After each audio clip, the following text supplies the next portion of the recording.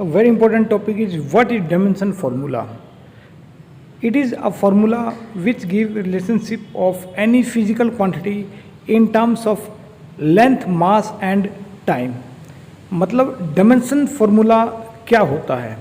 Dimension formula एक ऐसा formula होता है जिसमें हम किसी भी फिजिकल क्वांटिटी को लेंथ, मास और टाइम की टर्म्स में लिखते हैं। उस फार्मूले को डायमेंशन फार्मूला बोलते हैं।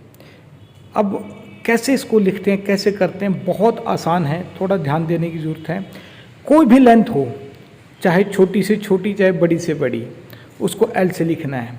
कोई भी मास हो, वजन हो, छोटे से छोटा ज़्यादा से ज़्यादा, उसको एम से लिखना है। और कोई भी टाइम है, छोटे से छोटा ज़्यादा से ज़्यादा, उसको किससे लिखना है? टी से लिखना है। बस इतना सा आप याद रखें।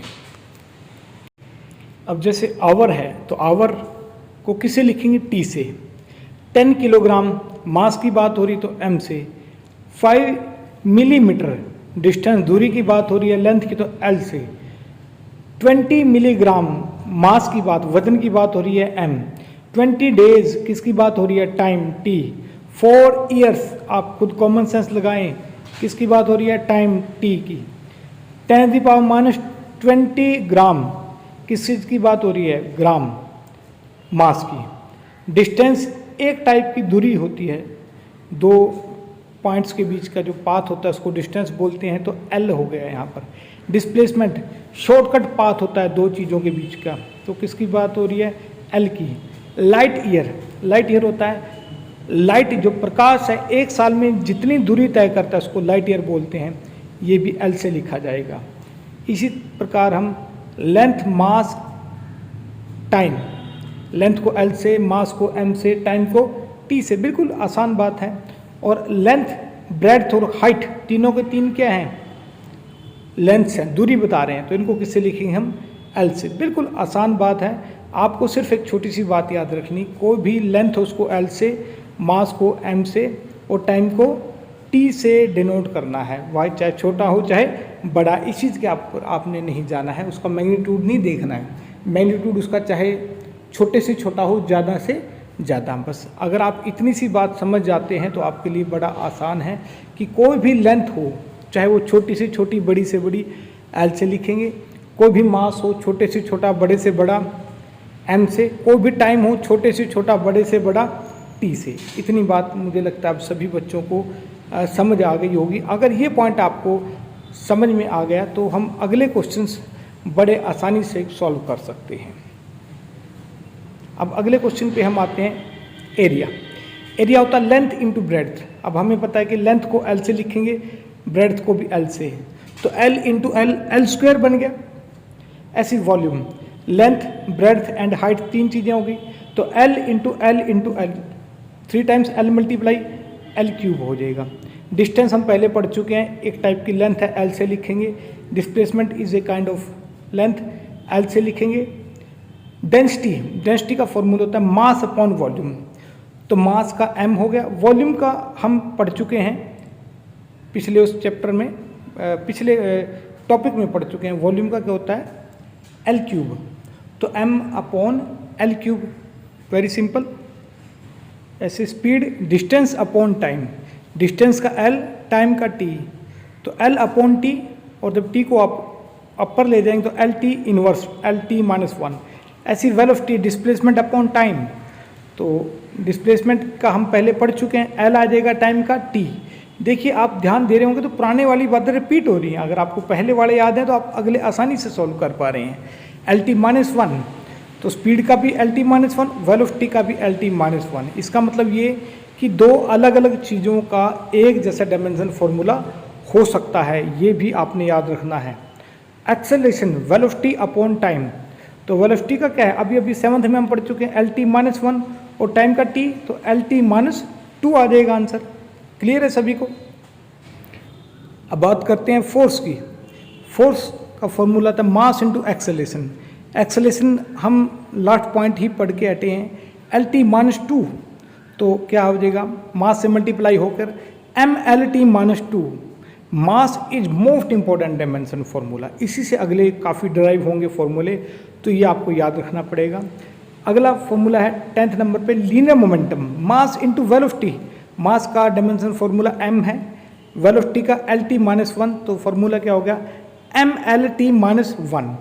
अगला टॉपिक है इम्पल्स, फोर्स इनटू टाइम, तो फोर्स का हो गया MLT-2 T⁻², और यहाँ पर मल्टीप्लाई हो रहा है, यहाँ ध्यान देने की जरूरत है, पिछले वालों में कुछ में डिवाइड हो रहा था तो यहाँ पावर डिक्रीज हो जाएगा MLT-1। ऐसी प्रेशर फोर्स अपॉन एरिया, तो MLT-2 एरिया L², तो ML⁻⁻1 T⁻²।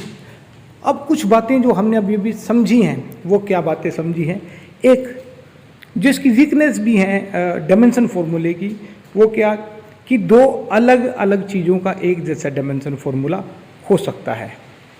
क्लियर है पॉइंट। दूसरी बात, ये मैग्नीट्यूड के ऊपर डिपेंड नहीं करता। हमने देखा कि 5 ग्राम का भी डायमेंशन फॉर्मूला m आ रहा है और 5 क्विंटल का भी डायमेंशन फॉर्मूला m आ रहा है। तो कहने का मतलब क्या है कि हम डायमेंशन फॉर्मूले को देखकर नहीं बता सकते कि क्वांटिटी क्या है, क्योंकि दो अलग अलग चीज़ों का भी हो सकता है, और ये हमें किसके बारे में नहीं बताती, किसी जो क्वांटिटी है फिजिकल क्वांटिटी, उसके मैग्नीट्यूड के बारे में भी नहीं बताता। तो ये लास्ट में हम इसके पढ़ेंगे कि क्या क्या इसकी वीकनेसेस हैं। तो ये शायद आपको समझ में आ गई होगी। आपने इम्पल्स देखा और लीनियर मोमेंटम देखा, उनका भी डायमेंशन फॉर्मूला सेम है। तो अब आप सबको आइडिया ये क्लियर हो गया है। अब आप बुक में जितने भी डायमेंशन फॉर्मूले हैं, अगर आपको फॉर्मूला पता लग गया है तो आप आराम से, बड़े आराम से, आपको मैंने टेक्निक बता दी है, आप सभी फॉर्मूलेज को सॉल्व कर सकते हैं, आपको कोई प्रॉब्लम नहीं होगी उसमें। अब अगला पॉइंट है MKS, CGS और FPS सिस्टम में कैसे लिखना है। बड़ा आसान है जी। MKS सिस्टम में लिखने के लिए आप क्या करेंगे, MKS का मतलब क्या है, हाँ जी, ये पहले तो हम ये समझे, MKS, CGS और FPS है मीटर, किलोग्राम, सेकंड। मतलब जहाँ जहाँ मास आ रहा है वहाँ वहाँ किलोग्राम आ जाएगा, M की जगह किलोग्राम आ जाएगा, टाइम की जगह सेकंड आ जाएगा, और लेंथ की जगह मीटर आ जाएगा। ये FPS सिस्टम में, सॉरी MKS सिस्टम में हमें लिखना हो।